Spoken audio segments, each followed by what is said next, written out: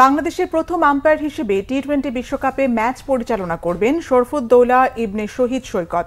বিশ্বকাপে উদ্বোধনী ম্যাচেই অনফিল্ড আম্পায়ারিং এর দায়িত্ব পেয়েছেন তিনি। প্রথম বাংলাদেশি আম্পায়ার হিসেবে আইসিসির এলিট প্যানেলে আগেই জায়গা করে নিয়েছেন শরফুদ্দৌলা ইবনে শহীদ সৈকত। এবার তার আম্পায়ারিং ক্যারিয়ারে যোগ হলো আরেকটি পালক। টি-20 বিশ্বকাপে প্রথম বাংলাদেশি হিসেবে ম্যাচ পরিচালনা করবেন সৈকত। 2 জুন শুরু হওয়া যুক্তরাষ্ট্র এবং ওয়েস্ট ইন্ডিজের অনুষ্ঠেয় টি-20 বিশ্বকাপে ম্যাচ অফিসিয়াল দায়িত্ব পালন করবেন সৈকত।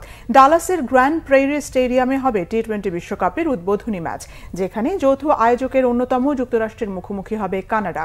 এই ম্যাচের আম্পায়ার হিসেবে শরফুদ্দৌলা দায়িত্ব নিয়েছে আইসিসি।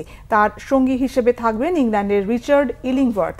টেলিভিশন আম্পায়ারের দায়িত্ব পালন করবেন স্যাম নোগাজোস্কি। ম্যাচ রেফারি থাকবেন রিচি রিচার্ডসন।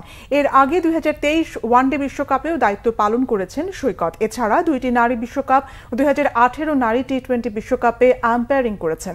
টি-20 বিশ্বকাপে 20 জন আম্পায়ারের তালিকা প্রকাশ করেছে আইসিসি। সাথে ম্যাচ রেফারি হিসেবে দায়িত্ব পালন করবেন David Boon, Jeff Crowe, Ranjan Madugalle, Andy Pycroft, Richie Richardson এবং জাভাগাল শ্রীনাথ।